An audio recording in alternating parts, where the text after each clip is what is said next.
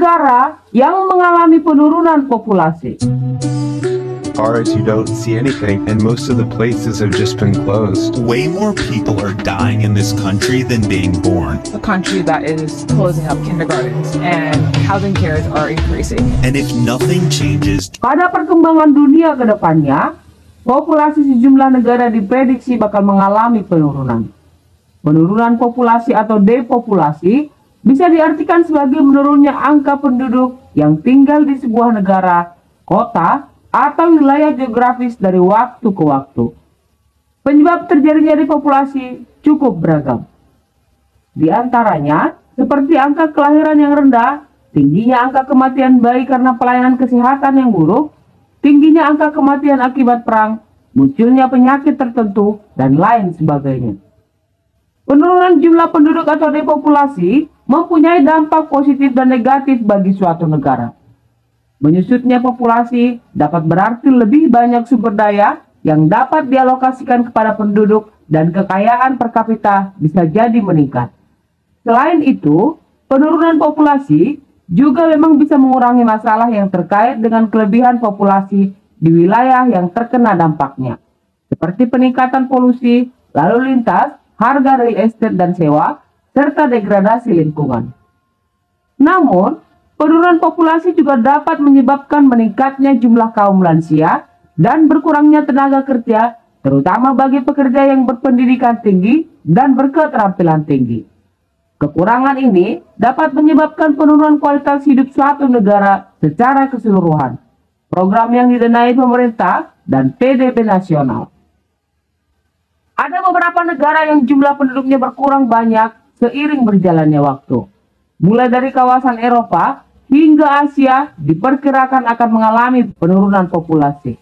Dari beberapa negara yang kami liderkan di sini, mungkin ada negara lain yang tidak kami sebutkan, namun sebenarnya jumlah populasinya sangat menurun dan bahkan telah mempengaruhi kondisi ekonomi secara keseluruhan negara tersebut.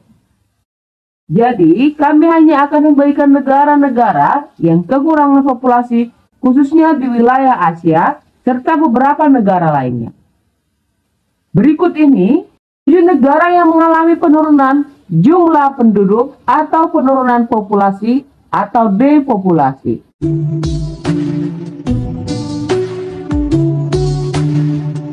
Bulgaria.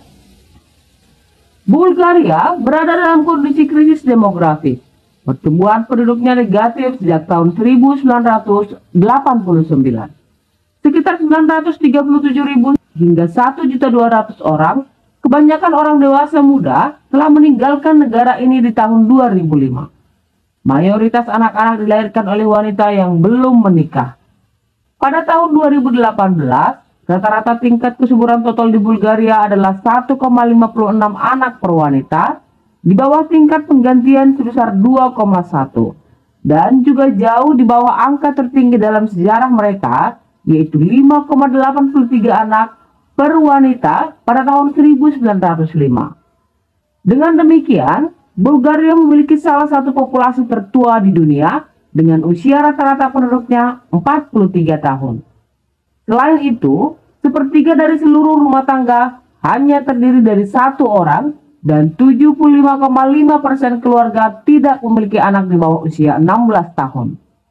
Faktor utama penyebab penurunan populasi yang drastis di negara ini adalah angka kelahiran yang dihasilkan termasuk yang terendah di dunia, serta aborsi. Sementara, angka kematian negara ini termasuk yang tertinggi. Italia. Saat ini, Italia menjadi salah satu negara yang mengalami fenomena kekurangan penduduk. Prediksi yang menjadi salah satu penyebabnya adalah resesi seks. Bahkan resesi seks diperkirakan akan membuat populasi sekolah di salah satu negara Eropa ini menyusut 1 juta orang dalam dekade mendatang. Prediksi suram ini disampaikan oleh Menteri Pendidikan Giuseppe Valditara pada awal Mei tahun 2023 lalu. Dia mengatakan jumlah siswa akan turun menjadi 6 juta pada tahun akademik 2033-2034 dari 7,4 juta pada tahun 2021. Dengan 110.000 hingga 120.000 lebih sedikit siswa yang memasuki ruang kelas setiap tahunnya. Penurunan tajam siswa juga dapat menyebabkan jumlah guru turun menjadi 558.000 pada tahun 2033-2034 dari yang tadinya lebih dari 684.000 orang. Biro Statistik Nasional Italia Istat sebelumnya mengatakan kelahiran di Italia juga turun ke level terendah dalam sejarah di bawah 400.000 pada tahun 2022.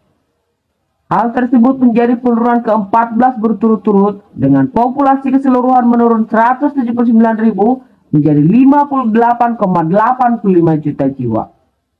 Populasi yang menyusut dan menua merupakan kekhawatiran utama bagi negara terbesar ketiga di zona euro ini. Hal tersebut menyebabkan penurunan produktivitas ekonomi dan biaya kesejahteraan yang lebih tinggi di negara dengan tagihan pensiun tertinggi di antara 38 negara organisasi kerjasama ekonomi dan pembangunan tersebut. Jepang.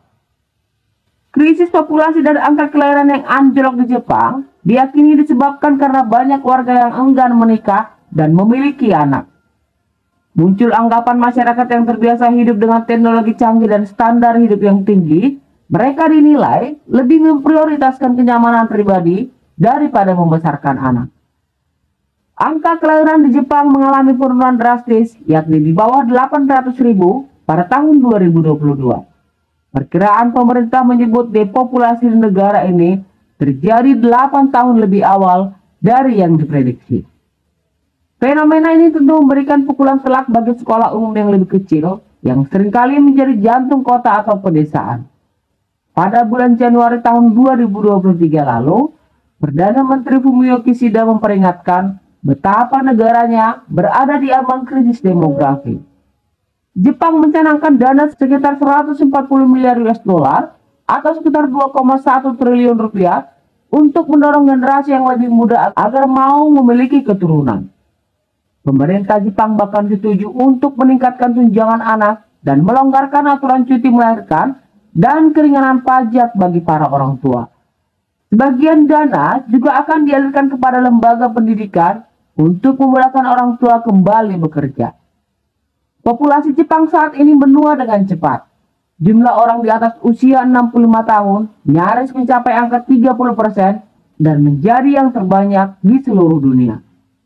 Jumlah warga lanjut usia di Jepang diperkirakan akan terus meningkat selama 3 dekade ke depan.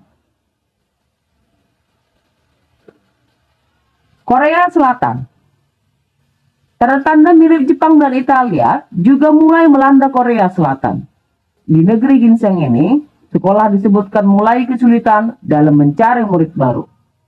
Warga Korsel telah memilih keluarga yang lebih kecil, menjadi negara dengan tingkat kesuburan terendah di dunia dan penurunan tajam secara nasional pada anak-anak usia sekolah. Saking rendahnya angka kelahiran, kini jumlah warga berusia di bawah 18 tahun diprediksi anjlok menjadi total kurang dari 7 juta jiwa pada tahun 2024 ini.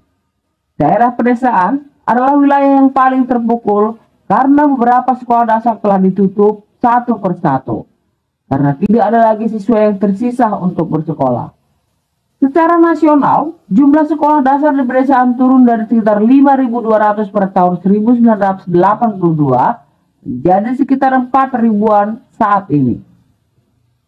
Populasi penduduk di Korea Selatan juga diperkirakan berkurang setengahnya pada tahun 2100 nanti menjadi hanya 24 juta jiwa. Ditambah lagi, sebanyak 249.000 bayi lahir di Korea Selatan pada tahun 2022. Angka tersebut masih terbilang rendah lantaran Korea Selatan membutuhkan minimal 500.000 kelahiran bayi per tahun agar pasar tenaga kerja mereka dapat berfungsi. Cina. Status Cina sebagai negara berpenduduk paling banyak di dunia telah diambil alih oleh India pada tahun lalu. Sementara Beijing berusaha keras meningkatkan angka kelahiran yang semakin turun dengan cara memberikan subsidi dan menyebarkan propaganda pro-kesuburan. Pada tahun 2023, populasi nasional Cina sekitar 1,4 miliar, turun sekitar 2,08 juta dari akhir tahun 2022.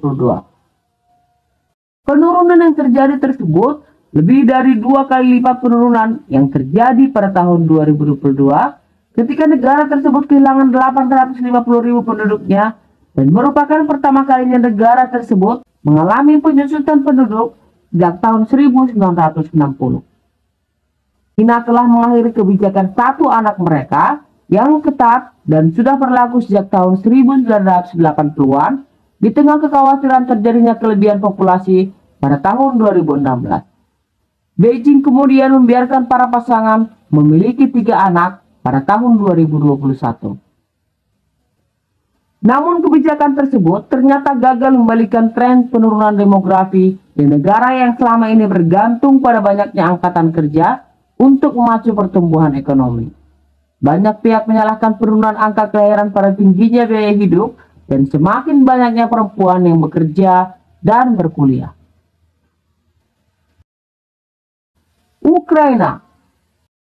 Ukraina sudah mengalami krisis demografi sebelum perang dimulai.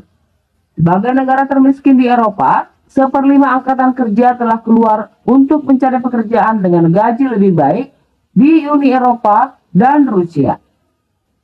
Selain itu, tingkat kesuburan para wanita di negara ini pada tahun 2022 adalah 1,4 kelahiran per perempuan, jauh di bawah angka penggantian. Situasi di Ukraina berubah menjadi lebih buruk akibat perang. Jumlah penduduk yang berjumlah 45 juta orang sebelum perang sudah menjadi kontroversi karena Ukraina belum mengadakan sensus resmi sejak tahun 2000. Eurostat juga memperkirakan jumlah populasi sebenarnya adalah 37,98 juta jiwa pada tahun 2018. Namun perang telah memperburuk demografi dengan mendorong jutaan orang ke pengasingan di negara-negara tetangganya. Selain sekitar 6 juta migran ekonomi yang meninggalkan negara tersebut sebelum perang, terdapat tambahan sekitar 8 juta pengungsi yang melarikan diri sejak invasi Rusia lebih dari setahun yang lalu.